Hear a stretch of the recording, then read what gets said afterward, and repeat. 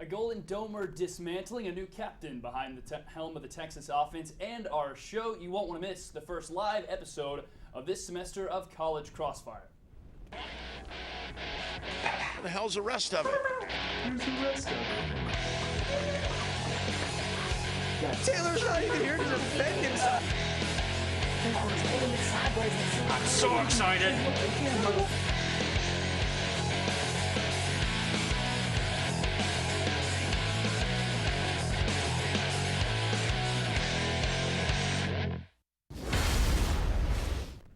Good evening, everybody, and welcome into the exclusive sports debate show live from the 40 Acres. It is College Crossfire. I'm your new host, Reese Miller, taking over for Jeff Barker last semester. Very grateful to be here and very glad to have you with us on a Wednesday night. But before we dive into debate, let's introduce you to our panelists. To my right, the great Matt Adams, ready to defend his title. He's made it safely back from South Bend, unlike the Texas football team. Matt, how you doing? I'm doing good. I'm glad I'm doing a lot better than football. Yeah, absolutely, aren't we all? Triolo, our new guest first-timer today, has made the right decision since coming over from the news department. I'm certainly glad to have you. Yeah, I mean, I'm glad to be here, and it'll be a close second. So. Excellent. Caden Kinard, another West Coast kid down there, always representing. I just feel like we got a thing here. Caden, always good to have you. We do have a great thing going on. It's great to be here. Excellent. All right, guys. Tuesday night, Charlie Strong, the head coach of Texas football, removed offensive play calling duties from Sean Watson and Joe Wickline. This move in wake of a Notre Dame pounding of the Longhorns, 38-3 in the season opener, after another dismal offensive performance. New wide receivers coach Jay Norvell will handle play calling duties going forward. Guys, only 1 week into the college football season. Was this the right move? Perhaps an overreaction? Matt, we'll start with you. I think it was a little bit of an overreaction. Not saying Sean Watson was doing great, but honestly, if they're going to go with an new offensive coordinator, Jay Norvell is probably the best option they got right now. Having been a co-offensive coordinator for OU the last 4 seasons, obviously probably not the greatest with Landry Jones, but we certainly saw him with Trevor Knight light it up against Alabama. So there's at least hope there. Right. Last time Norvell called plays, UCLA co-offensive coordinator with Oklahoma. Allie, what do you think? I mean, I actually do think it was the right call. I think that Charlie Strong, he's coming to the program, he's new, and I think it's important for him to take chances. And I think that he, sometimes gets a bad rap, but he really inherited, a lot to work with, and I admire him, trying to change and trying to make things work. Okay, so we got one overreaction, we got one right move, Coach Strong taking charge. Caden, what say you? She said they have a lot to work with, and I don't think he really had much to work with. No, I'm saying that he didn't have a lot to work with, so for him to make these changes, it's necessary. He has to move things around. I just imagine Charlie Strong on Sunday just reevaluating his whole program, because they've only scored 20 points in the past 3 games, and with a whole offseason of talk about this revamped offense, if they're going to go no huddle, they need results. All the no huddle did was just get the offense off the field faster. So if you're going to go 3 now, 8 times in the game? I know it's early, but it was the right move because there's a total ineptitude of the offense. And it's just, what else is he going to go with? He's going to go with the high school coach? Yeah, 8 of the first 11 Texas offensive series, 3 and out. Caden, I'm with you. I don't think they have much to work with, so you're going to go ahead and start us off with a point. But again, 1 point each. You guys are very much in it, guys. A new season, but more the same with the Texas football team. The Longhorns suffered their 3rd straight blowout loss dating back to last season. In the last 3 games, Texas has been outscored 117-20.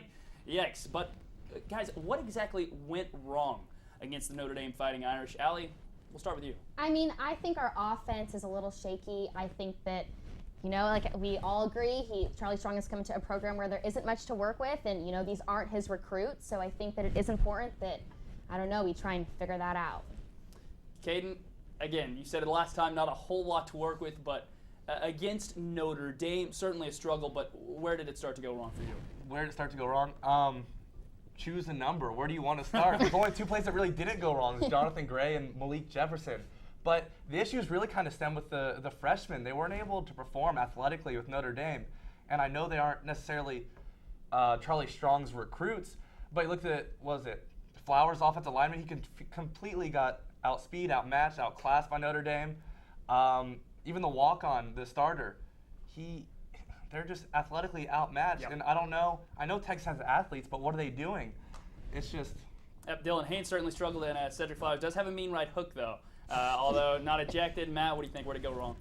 You know, I agree with Caden. The freshmen didn't do great, but it all starts with your senior leaders here. You know, Swoops, who's been in this system now, he's a true junior, didn't look great. Gerard Hurd, he's been in this offense now, going into his second year, and all the hoopla about him, he hasn't stepped up and taken the job. You look at that offensive line, yeah, I know Patrick Vahe, Connor Williams, true freshmen, did bad, but it all starts Cedric Flowers, Marcus Hutchins, Taylor Doyle, all these guys. It goes back to these guys are Mac Brown's players. They've been in Texas football now 3-4 years. Exactly. And they haven't done anything. You know, again, I know Patrick Vahe, Connor Williams, some of those other freshmen didn't do great, but at least there were moments with them where you think there's hope. Well, let me stop you there. Mac Brown today, when asked if he felt any sort of credit or blame why Texas has struggled, he said, I really don't. If that was the case, we would have had to give our credit to John Makovich. To me, that's what happens when you go through change. Last year, it just didn't work. So anybody can jump in here. Is this Mac Brown's team? Is it his fault? Texas is in the hole they're in. If Charlie Strong's facing the pressure, we're already saying Rice is a must-win game. Isn't it an issue that Rice for Texas football is a must-win game? But it's Charlie Strong's fault. Like, he has what he has, and in a program like Texas, you're going to have to get out results. I know a lot of them are Mac Brown's recruits, but we also mentioned the freshmen. There were quite a few freshman starters out there, and they weren't the answers. Well, here's the thing, in my opinion. I think it takes time when you come in new to a program to turn it around. I mean, he's done it before, and I think we have to give him a chance here. And yes, we can't, put it all on Charlie Strong's shoulders, but Mac Brown's recruits are there, like Tyrone Swoops. Mac Brown recruited him. We can't say that was Charlie's pick, and so Swoops' lack of performance is Charlie's fault. It's simply not. He didn't pick him. This is what he has to work with, and he's doing the best he can. Yeah, Alex said it best here. You look at this past weekend against Notre Dame, there were recruits tied in. Durham Smythe, first committed to Texas, flips to Notre Dame. Lose Torrey Hunter, lose Corey Robinson. You got to look at other recruiting battles that Mac Brown missed out on. The year before we signed Garrett Gilbert, you missed out on Andrew Luck. The whole Tyrone Swoops thing, you go with Swoops, you go with JT Barrett. We've obviously seen that battle. So it all starts with Mac. Allie's getting the point here. I like what she said about the difference between Charlie Strong's players now and a great celebration on top. We will quickly get a feel for what kind of offense Jay Norvell brings to the Texas table when they play Rice this weekend in the Longhorns home opener. Texas last lost they have one loss since 1965 against those Rice Owls. So guys, is this a must-win for Charlie Strong? And what has to change for Texas to go ahead and cage the Owls? Caden, we'll start with you first. Like I said earlier, yes, it is a must-win. It's 2-0, but it's going to matter immensely for recruiting to go forward. And then also, what needs to change, they got to get Jonathan Gray the ball more. Only 8 carries for 4 years. Our most productive offensive player by far, our only offensive production coming from him seemingly. And it's sad that it's a must-win, but it is. It's totally a must-win for Texas. And Charlie Strong's going to face a lot of pressure if the game's even close. Matt, only week 2, but is this a must-win against Rice? Yeah, it really is a must-win against Rice because if you think about losing this game to Rice, they're going to be 0-2. The next 3 games for Texas are against Cal. Cal, again, they went 5-7 last year, but they have a top NFL prospect and quarterback, Jared Goff. I don't want to go, thinking they lose that game here at home. I don't want to see them have to travel to TCU, who should shred Texas up easily, then go into Cotton Bowl weekend against Oklahoma and possibly think we're down 0-5. You can't lose to Rice this weekend. Yeah, you absolutely can't. Allie, what say you? I mean, what game isn't a must-win game? I mean, hello, hook 'em horns. So I want us to win every game. But I do think that, at the Charlie and the performance of, last Saturday, of course it's a must-win. And I agree with Caden. We need to give the ball more to our best defensive player. All right, Matt, I'm with you 100%. Not to mention, you mentioned those games, but think about Oklahoma State there in the middle, the first Big 12 game. You're looking at a gauntlet of a schedule, and certainly, Matt, you're getting the point here, but it's going to be a struggle no matter what. Oh, absolutely. So that takes us to our first breather of the night. Up next, is Tom Brady still terrific? NFL season begins this week, and we've got it covered on College Crossfire. Some of it when he moved. Welcome back to College Crossfire. Let's take a quick glance at our scoreboard. I'm going to go ahead and just tell you what it is. Everybody is tied up currently at 1 point apiece. Matt Adams, Ali Triolo, Caden Kinard, our outstanding panel of sports knowledge. Guys, all tied up, headed into round 2. After only a week in college football, surprise, surprise, one conference reigns supreme. The SEC boasted an undefeated record over the weekend, and after the AP poll was released yesterday, a record 10 SEC teams are in the top 25, including the entire SEC West. But here's the question. Is it possible this could work against the conference this year if they knock each other off?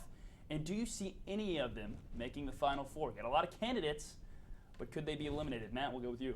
I definitely think one of them will make it. You know, it's kind of been the hype we've seen even back in the BCS. You know, they've always wanted at least one SEC school in it.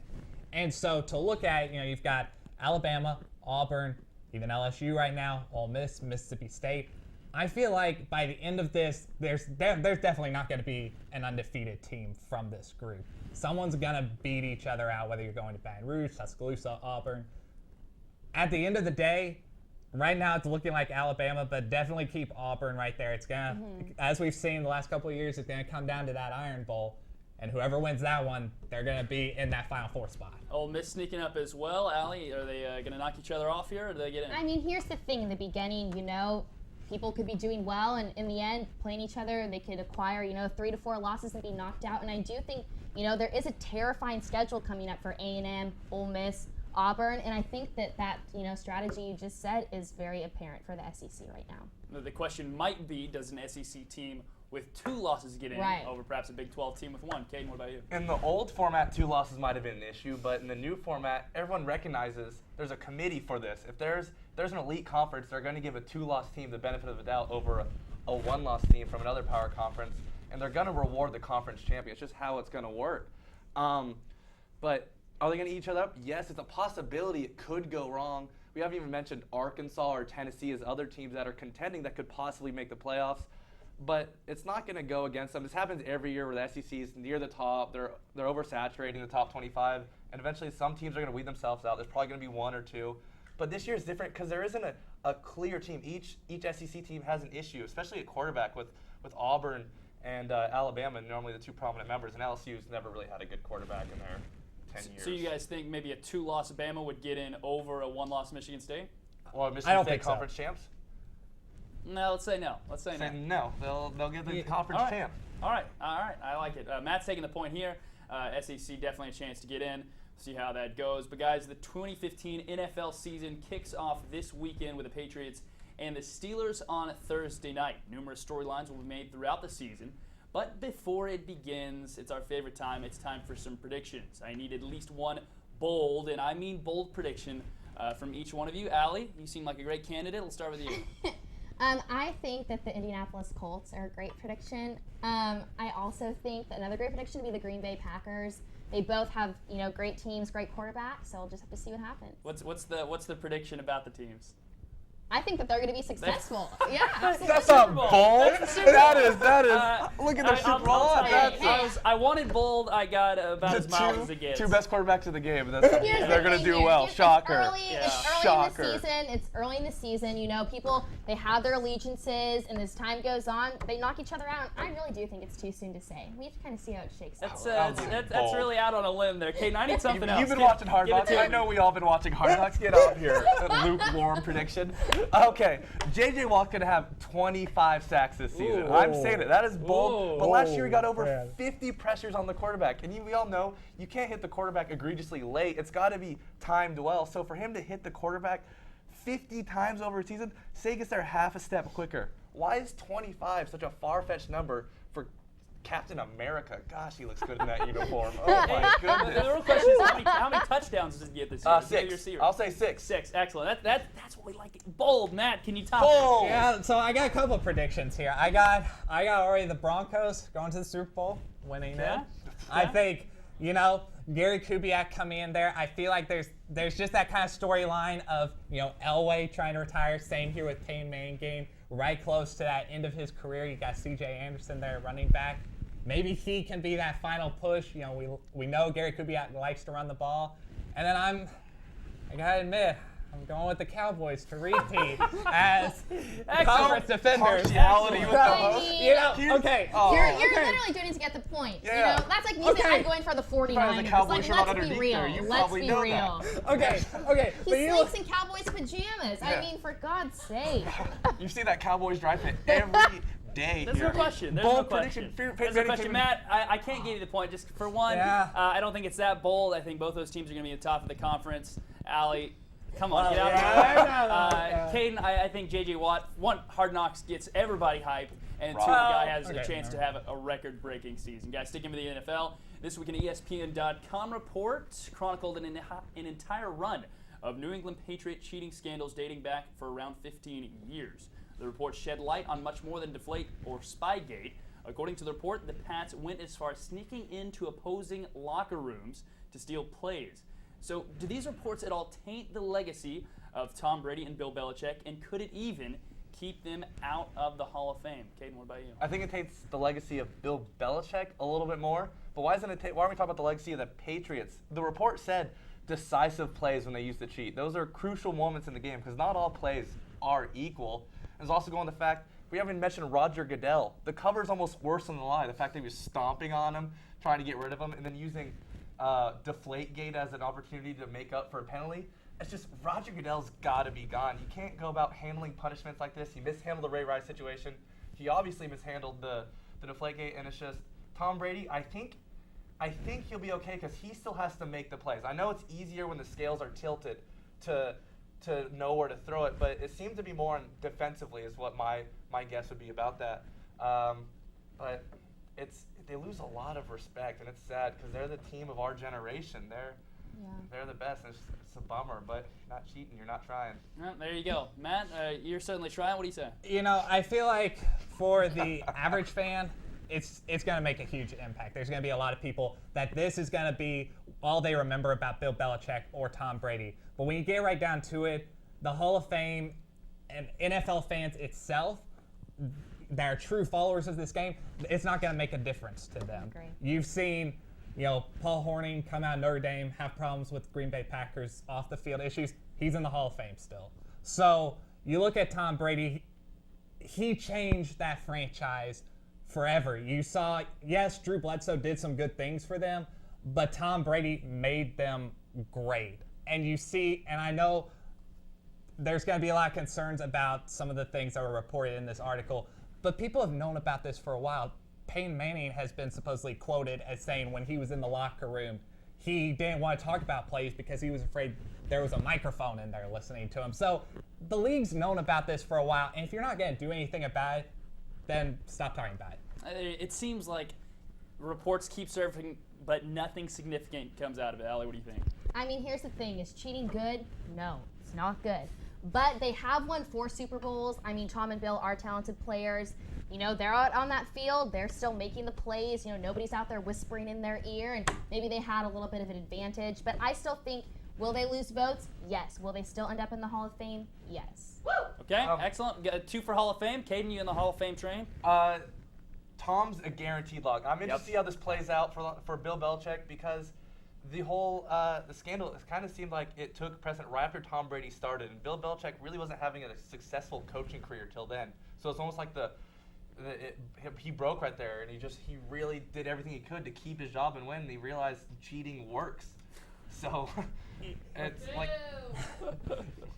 I feel like for Belichick, one thing he does have an advantage of, people have talked about for so long, the idea of the Bill Parcells tree. And him starring it, you have Sean Payton, Tom Coughlin. They're going to want to get some of those guys in there to follow in line Bill Parcells. Real quick. Look at Bill Parcells' record after Bill Belichick left. He didn't have a winning record after. There's some interesting things that everything's sketchy now. You look at it, you're just like. But Bill Parcells, it's for money. What do you guys expect? Okay, but Bill It's Parcells for money. takes 4 teams, takes them all to the playoffs, wins 2 Super Bowls for the Giants, helps start the New England Patriots franchise. They're not around. playing for heart. They're playing for money. What do you expect? Yeah, that's the bottom line. Sorry, Yeah, bottom line. That's no question. That's no question. Uh, That's the bottom line. I tell you what, Matt and Allie are getting the points here. They gave me the compelling case. I think they're both Hall of Famers. Caden, you brought it, but I think both of them end up in the Hall of Fame. 2 segments down, but the most important one remains. Points are doubled, and we decide a winner. We blaze into rapid fire next.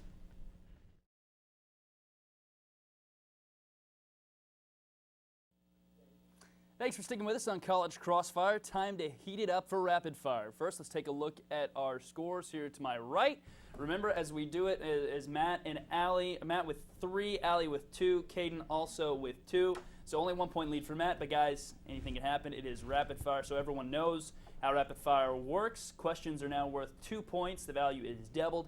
Anyone can jump in. There is no order. Here we go. Sports fans can go to extreme lengths at times to display their fanhood. So go ahead and take a look at this Alabama fan, Mary Farr. Take a look at that TV, you're right. Mary lost her eye in a plane crash in 1970. So naturally, recently, she replaced it with an artificial roll tide eye. So what is the wildest thing you would do to your own body to support your team? I know we got some wild sports fans on this team. Any eyes? In regards to the got? eye, it's Alabama, so what do you expect? But I don't know. I'm more of like a face paint gal. Eat a hot dog. Like, I'm not really. What is eating a hot dog? That's the experience of going to the park. How does that show your fanhood? All I And know is buying money, you know. if the Clippers win the championship, I will do whatever in Game 7. Shave chest hair, I'll dye my hair. It doesn't matter. To see my team, she doesn't know what I don't know what it's like for talking about the Alabama fan to have such a winning tradition. It is. That's true. Oh my gosh. That is true. I mean, if you sell a lot of morals. If you miraculously, you know, What do you think? Burnt orange hair, perhaps? Perhaps. Okay. All right. You know, I feel like for me, it'd just be, you know, spray painting my body, maybe doing something crazy with my hair, maybe get a mohawk. I don't know. Maybe get I a grill. mean, Let's get some grills. I feel like for me, I'm used to my sports teams winning, so I don't have to worry too much about being this crazy fanatic like the Alabama in the eye. No grills of like hook 'em or anything like that. No piercings, no tattoos. I do know somebody I'm not at above a UT piercing. that got You're not a about- Longhorn What about tattoo. a tattoo? Yeah, no. What, like before the season? I mean, like yeah. Clippers 2016 Yeah, NBA or, champs? you know, it's only they're only 0-1 2015 college football playoff. Anybody? No. I mean, maybe get some spiked shoulder pads in here. Let's go Raiders here. I don't know. Disappoint me. I know. Caden's getting the 2 points to start us off. So he's back in the lead. Remember, you guys are all still in it. This past week, Zach Lowe of Grantland ranked his NBA logos in order this week, naming the Chicago Bulls #1. This begs the question, what is the best logo in all of sports? And to stop you guys, before you do it, we are not allowing the Longhorn logo to avoid any sort of bias. It can be made any sort of argument here. He ranked the NBA logo Chicago Bulls #1. So this can be any professional sports franchise. Let's have at it. Well, we know it's not the Chiefs, but I mean. Yeah, I think it's the Chiefs. Best logo does come like the sense of power. Are we talking about individual? Because like there's nothing quite like the NY for the Yankees or the LA for the Dodgers. True. It's just you see that you instantly know. Same as San Francisco Giants. The No, SF. that's not true. Oh, no, come on. Okay. It's changed. I got West Nationalism. Coast, not San Francisco. For me, my logo's got to be the Oakland Raiders. When you see the that's good. Oakland That's Raiders, good. you see that bad boy image, you think Kenny Stabler, John Madden, Fred Biletnikoff. I mean, the list goes. I mean, it's such swag right there. I have to dig in my historical I know, records. same with 49ers. You want to talk about that? Well, no, it doesn't have No, Montana and no. Bill Walsh, so I you don't have to know, worry. literally. Other logos. Maybe not. I mean, I don't see why the Boston Celtics aren't up there, right? With that, I mean, Kind of cheesy. So we got Raiders. We got what do you got? Dodgers or Yankees? The LA and the NY, they're just kind of. I know they're not necessarily logos, but they are. They stand for something for those that area. Does Texas top #1 colleges? Any other college ones? I know I took that out, but what do you guys I don't think? know. I mean, I think UT, The us U? having the U, USC. I mean, Yeah, nothing. I Cal, love those USC. Cal, teams. I mean, what Cal, about the Cal, Wolverines? What about Stanford, the tree? I don't know. It's a good one. Like, it's Logo, well it's an known. S. It's- Stanford. Okay, What's so we your got the North Stanford Cal? tree Is your North and the Cal? Giants from Allie in the middle. I'll tell you what, the Raiders were #2 on a different list ranked this morning at the NFL. No Cowboys, guys. No, Reese, come we're on. not gonna play to your love Talk affair. to the host here. It's No way. obvious, guys. So Matt's getting the 2 points, but again, this question, anyone can tie it up and win the game here. So, guys, Drew Brees this week is used to the swamps in Louisiana, but this past week he got up close and personal. Accompanied by Survivor man Bear Grylls, Brees pounced and took down this gator. Brees will merely have to handle the Cardinals in Week 1. But let's go ahead and take a look at the video here and see how Drew Brees was able to No, it's handle certainly not a something that's in gator my football down contract. in Louisiana. So if I don't get that loose right Bear on it, Grylls so Survivor secure, Man. No, this was not Drew scary. goes, Bear Grylls is Live known for gator. being loose comes free and it turns on him. Way, strike and immediately roll, and that's where it rips muscles apart. So we've got to get.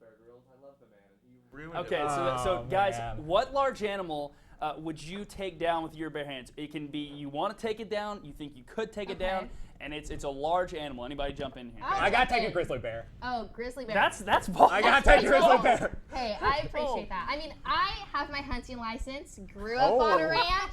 Oh, Don't man. brag, but I know a thing or two about big It's game. your bare hands. I'm just saying, exactly. I think that, you know, I'm a 5-foot girl, but I do know some strategy. in What my animal? garden. Probably a wild boar. Who knows? Boar. I'm Okay, going we got a grizzly bear, boar, Caden. lion, king of the jungle. Oh, Lion. I take down a lion. Lion. Guess You who's in a king of the heartbeat. jungle? I take down a lion by bare hands. I'm king of the jungle, and it's the penultimate experience. All right, you're king of the jungle, Caden. So that's what I'm telling you. Caden gets the win here. Late comeback over Matt. So Caden, I'll tell you what, lion would be. That's the ultimate. That's the ultimate. Not Cecil though. I want to shoot So, the thing. Caden, you have officially 30 seconds of FaceTime to talk about whatever it is you please. Whatever I want to talk about, I want to talk about the Los Angeles Clippers, a team that is not talked about here often. Guys, they have the deepest roster in the NBA. Josh Smith, Lance Second behind Spurs, Stevenson, yeah. Paul Pierce, new additions. Our issue was the bench. Look what the Clippers have now, a nice little bench. I'm not even a bold prediction. This is one of our lukewarm predictions. Clippers win the championship. Okay, first off, you're in Texas. Remember the DeAndre Jordan thing. I'm almost made the tempted. right choice. I'm almost tempted to take your win away, especially for everybody who's from Dallas around here. Of course, you kids are from the West Coast. Real quick before we go, any score predictions? Texas and Rice, do they get it done? I mean, since I'm so lukewarm, you know, I don't want to do anything to mess up my rep. I don't know. I mean, it'll be tough. It'll be tough. 27-10? Really? Texas? Okay. I think it's a reasonable hope to get 27 points. I'm going about 24-14 Texas. 24-14. Allie, what do you say? 25-13. 25-13. What a score! Let's go, nice. The price is right. All right, guys.